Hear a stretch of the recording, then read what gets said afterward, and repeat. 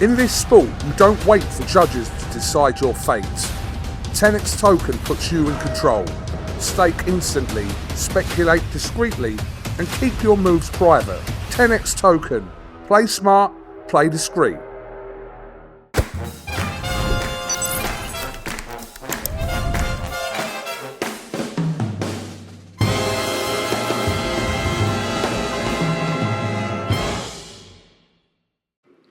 This is Colin McGuigan for IFLTV. I'm delighted to be joined by Frank Smith. Looking a bit like Ben Shalom today, Frank? Louis de Cubas Jr., the ugly version. Oh, shots fired. Frank, we're here for a nice little week in the Caribe Royale again in Orlando. I feel like you just want to slag me about something because you're just laughing.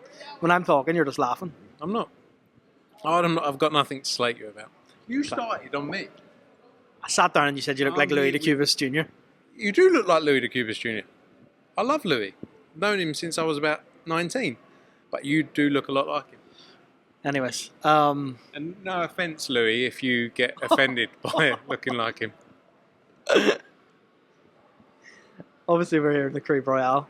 It's not your biggest show, I think it's fair to say, but you're consistently doing these kind of shows. And I suppose people always complain, right? You always hear people say, you're not doing enough shows. Then you do shows and they're saying, this isn't big enough. Why is this on? Why is this part of the subscription? What do these shows mean to you? I think the key thing is with the way people, like social media, no one's ever happy. That's the reality. But we're kind of put on a pedestal because we're the biggest global promoter in boxing. Every time we do a show, people think it has to be the biggest show. No, this isn't the biggest show. It's a bit more like a next-gen show in the US, But we're great fights and keeping fighters active. Look at our show on December 17th. Like, you can't really win. I read the comments about December 17th. People are like, well, what's it? It's like, what are you talking about? Well, it's about mixing it up, keeping people active, building people as they progress through their careers. Giorgio Visioli's on an unbelievable run, as an example. He's going to headline that show. And it's amongst a whole schedule of shows. Look at Monaco. Look at Ben Whittaker's debut with Matchroom. Look at Pacheco against Saggio with Joe Cordina, chief support on the undercard. We're doing great stuff. I've always said we're our own biggest critics. Of course, we have to listen to what people say, but our job is to run a business. And yes, not every week is going to be 20,000 people in a stadium, but when you look at the run we've had and come off, and the shows we've got coming up, and I think we have sort of changed our mindset moving forward. I was looking out on doing some bits before I came here. We will run 39 shows this year across where we operate for Riyadh season, on some Ring Magazine and Riyadh season.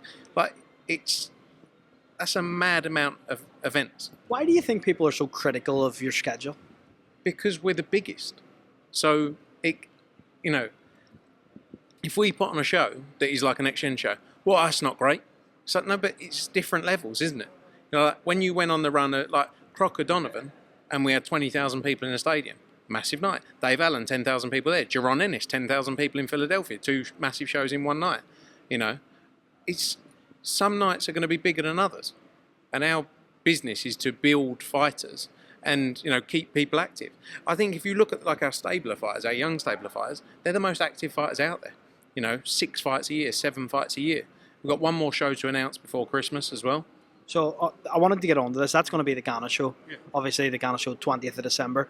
Does that kind of change with the way there's the Nigeria show on the Friday night? You've also got, rumoured, the Boxer show the same night. I think there's potentially another show going on that night. There's going to be a lot of boxing. You've got Dubai. You've got the show in Dubai on Misfits show that night. Does that change things at all for you? No, not at all. The thing is, of course, you'd rather not clash. But the reality is, where you're doing, like I say, we do 39 shows this year. Maybe actually 40, because I don't think actually that show was even included on the system. 40 shows. We're going to clash with people. So, and it's not we're going out of our way to clash with people. It's like dates of when things work, And people go, oh, the Ghana show is AJ. It's not AJ, but it's a great fight. And we want to keep fighters active. We want to be busy. Who can we expect to see on that Ghana show? Fighters, boxers.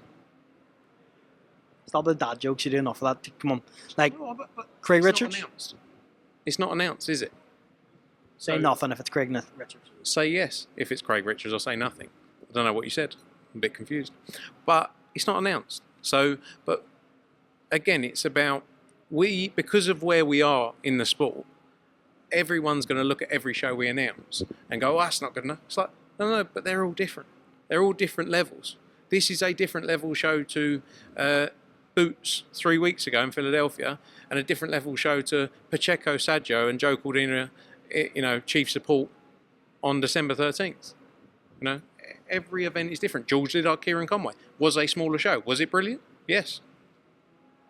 No, I think it's fair enough what you're saying, but Thanks, obviously the fans will always have a bit of a gripe with the shows, and particularly whenever they're paying a subscription fee and they're expectant, and I think that's just kind of the way the game is at the moment. But with you guys, Eddie said earlier on, you're going to announce, he said this before, so I'll take it with a pinch of salt, January, February, March, all together, full slate of shows. Is that correct? Because you're going to tell me the truth. It might be January and February. But if he said March, we'll just chuck something in for March as well. No, look, we're working through it. We're that far ahead now. What are we? It's probably, 10, 11 weeks till then. So we're close to getting a number of things finalised for those few months and to get those announced. So yeah, I'm very confident we'll get things up and running soon. Ask Eddie this question.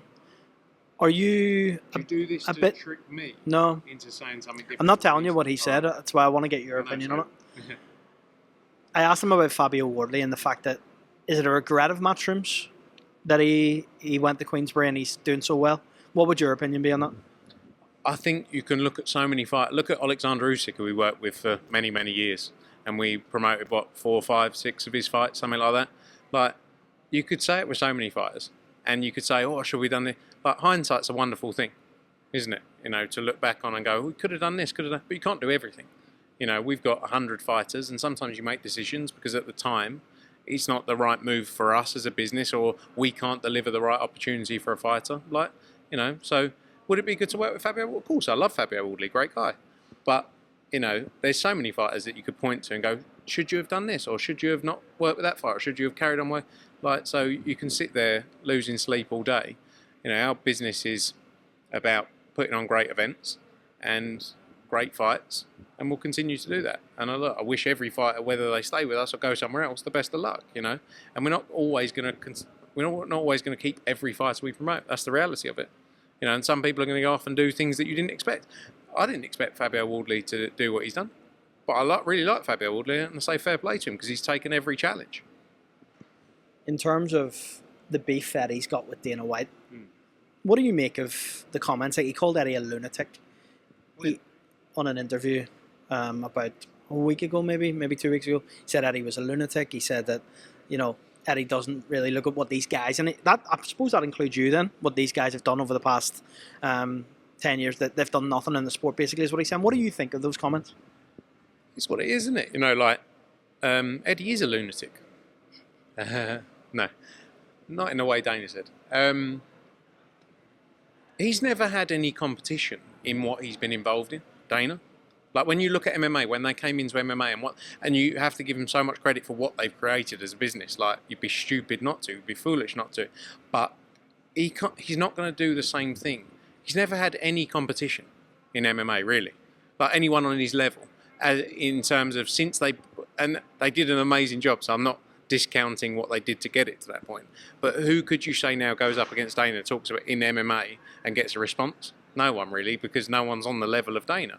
But in boxing, he's coming into a sport with hundreds of years of heritage, right? And I just don't see them being able to do the same thing. I think they've got complete control of fighters. You wear these gloves, you turn up, you wear this, these are the cut men, this is what you're doing, this, which, great, fair play to him, well done. You've built a business that's amazing. Boxing's completely different. I think when you say, what have we done for the sport? Maybe a naive comment. I'm not blowing our own trumpet, but I think we've done tremendous things for the sport. I think a lot of people have done tremendous, not just us.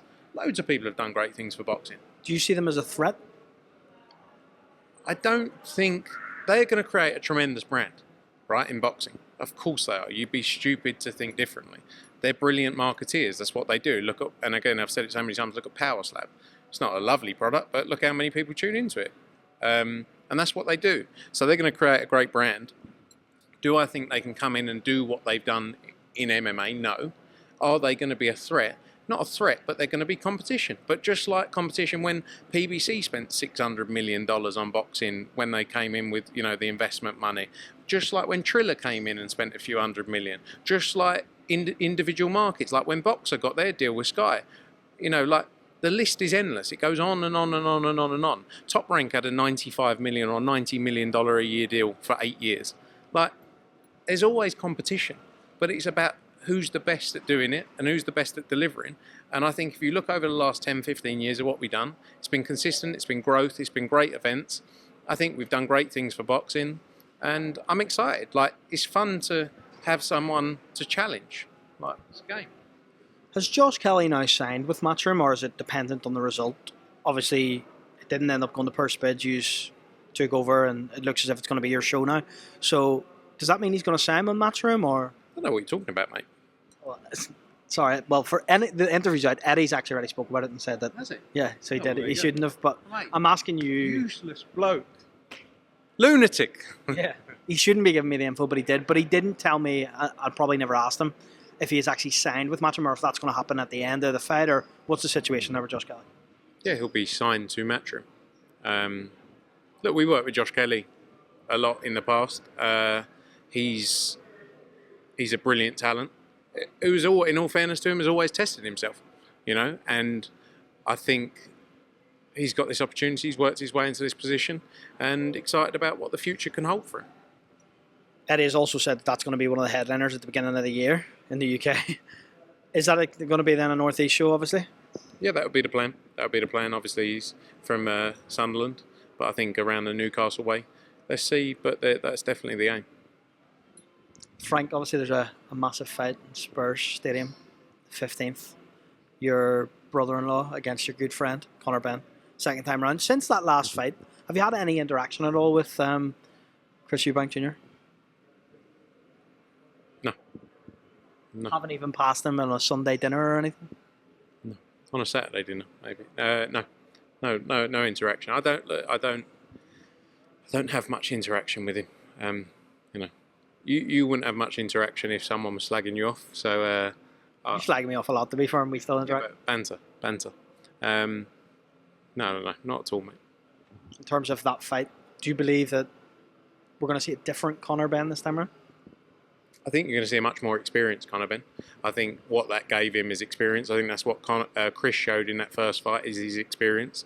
Obviously his size, and people say is a key part as well of the fight, but Conor had never been in an event like that, of that magnitude. Chris hadn't really, but he'd been in big events before.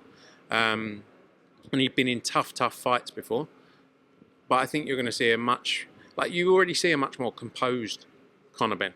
Just as an individual, like when you see his interviews, when you see him in press conferences, you'd be blind not to see that. And I think that's going to be beneficial. Chris is obviously going to have taken a lot from the first fight as well, though. So you've got to expect a better version of both fighters, Is the event itself going to be bigger the second time around?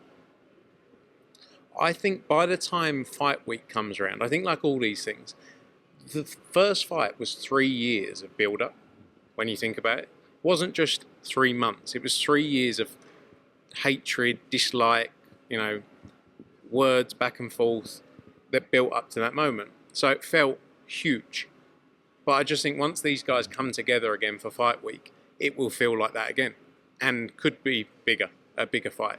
I think at the minute, as with all fights 2 weeks out, it's normally this is the period they're in camp, they're deep in camp, they're not really up for doing too much talking like any fighters. But I think when fight week comes around, it will sort of relight what we saw from April. I know you're kind of the head of Russian and Uzbekistani Federation with Matchroom. What's the situation with Madrimov, Bivol, those type of fighters? Now, Giasov, have we any news or updates on them? Yeah, Madrimov had an injury. He was out. He'll be back out early part of next year. We were looking at fights for him this year, but it just wasn't right. He's been in big fights. He's been busy. He had Crawford, didn't he? He was then ill and delayed the Ortiz fight he had. And it was just about making sure he was right. He could have rushed back into another big fight, but would it have been right for him? No. It wouldn't have been a right decision. Bivol, you've seen, had his injury. I think early part of next year he'll be back. Obviously, the Beterbiev fight, Beterbiev pulled off, I believe, of the November 22nd card. That's a massive fight to be made. The trilogy there between. Do you think it is makeable for early part of next year? I think anything's makeable. Yeah, I think it's a brilliant fight. But Dimitri, again, what's the point? He's worked all these years for this moment. He's not going to rush, put himself in a position where he's not fit and ready to go into a fight. Shakram Giasov, we're working through the mandatory position for Rolly Romero with a WBA. They've ordered that fight. That was always the plan for him to have that fight next. So hopefully we can get it on. In terms of Lewis Crocker, any update there? I saw him a couple of weeks ago. There's obviously been Paddy Donovan has been ordered to fight Liam Paro, final eliminator, which would then mean that fight's probably later next summer, something like that. So we'll be working on options. I spoke to Lewis about what options are out there for him. He wants the biggest fights. When you create nights like he does, the difficulty is always just, as with anything, dates, venues. You know, I loved Windsor Park, but I'm not sure it works for a January show. So I don't think so. no, I mean, as much as you'd love to see it, I don't think it would be too nice. The weather, January in Belfast outside. But yeah, we're working through that. Hopefully, some news soon for him. Little birdie tells me that Jarrell Miller is in town. Is he? And he's going to be here this week. I haven't seen it. You know what I'm going to I ask? swear to you, I did not know that. If that little birdie was correct in what he said and Jarrell Miller was actually coming here, does that mean that you're going to be in discussions with Jarrell Miller about telling him to match her? I didn't even know he was coming. So, I don't know. Don't know if I believe that, but okay. Frank, I will let you go. I swear on my life, Really? I didn't know Jarrell Miller was coming. Well, then Eddie talks nonsense. What do you mean? He said that he's coming this week. I'm not his pen pal. Like, we don't go to bed at night and he tells me everything that he I thinks. feel like you might. We talk about a lot of things, but sometimes things slip the net. You know, he doesn't tell me. Well, Frank, appreciate your time as always on IFLTV, and look forward to catching up again soon, mate. Cheers, mate, and good luck making the big fights. You know, obviously PBC December 6th, great show, and I think you've done a great job matching that card. Bosh. In this sport, you don't wait for judges to decide your fate. TenexToken puts you in control. Stake instantly, speculate discreetly, and keep your moves private. TenexToken. Play smart, play discreet.